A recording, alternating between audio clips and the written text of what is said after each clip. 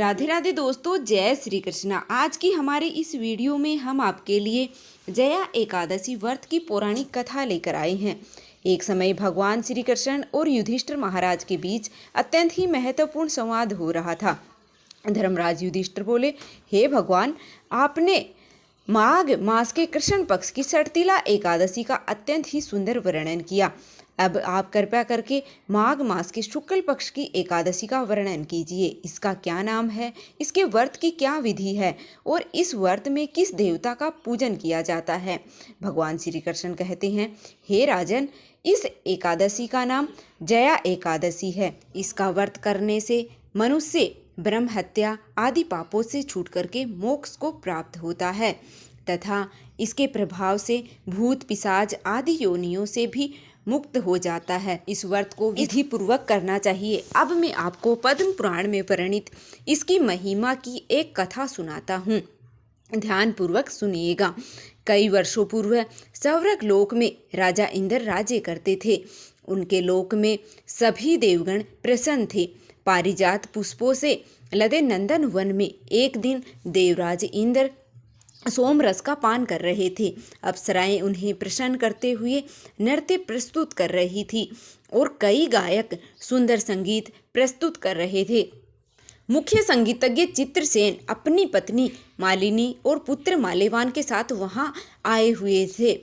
वहां पर एक पुष्पवंती नाम की अप्सरा थी जो माल्यवान को देख करके और उस पर मोहित हो गई। उन दोनों को एक दूसरे के प्रति आकर्षित देख करके देवराज इंद्र क्रोधित हो गए और बोले कि हे मूर्ख, तुम दोनों मुझे प्रसन्न करने का आडंबर कर रहे हो, लेकिन तुम दोनों की एक दूसरे के प्रति आकस्मिकता मुझे स्पष्ट दिख रही है। इस भरी सभा में तुम दोनों ने मेरा अपमान किया है। मैं तुम्हें श्राप देता हूँ, तुम दोनों इसी क्षण पिशाच योनि धारण कर लोगे। पति पत्नी के रूप में मृत्यु लोक में जाओ, वहां अपने पाप कर्मों का फल भुगतोगे। इंद्रदेव के कठोर वचन सुन करके माल्यवान और पुष्पवंती अत्यंत ही लज्जित हुए और उसी क्षण वे दोनों पृथ्वी लोक पर हिमालय के शिखर पर पिशाच के रूप में आ गए। चारों ओर बर्फ ही बर्फ थी, ना खाने को कुछ था और ना ही पीने को। वह ठंड से कांप रहे थे। उन्होंने एक गुफा में शरण ले ली। माल्यवान ने चिंता व्यक्त करते हुए अपनी पत्नी से कहा, न जाने हमें किन जन्मों के पाप कर्मों की सजा यहाँ पर मिल रही है। इस प्रकार दोनों ठंड में गुफा में बैठे रहे। शीत लहरों के कारण उन्हें रात भर नींद नहीं आई और सारी रात जागते रहे। भगवान श्री हरि का ध्यान करते रहे। संयोग से वह दिन जया एकादशी का था। उस दिन कुछ भी ना खाने को और ना पीने को और रात्रि जागरण करने से उन दोनों ने पिशाच योनि का शरीर त्याग दिया और अपना दिव्य शरीर धारण कर लिया। एक दिव्य विमान में उन्होंने स्वर्ग ले आए और उन्हें देख करके देवराज इंद्र आश्चर्य में पड़ गए और पूछने लगे कि तुमने ऐसा कौन सा पुण्य किया है जो तुम्हें मेरे इस श्राप से मुक्ति मिल गई। तब उन्होंने कहा कि यह भगवान श्री हरि की कृपा से हुआ है।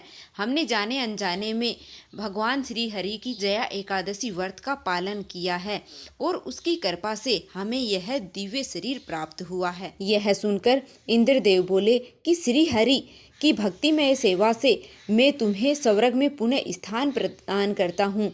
इसलिए मनुष्यों को इस परम कल्याणकारी जया एकादशी का निष्ठा और श्रद्धा पूर्वक पालन करना चाहिए। इस दिन किया गया उपवास जीवात्मा को वैकुंठ की प्राप्ति करवाता है।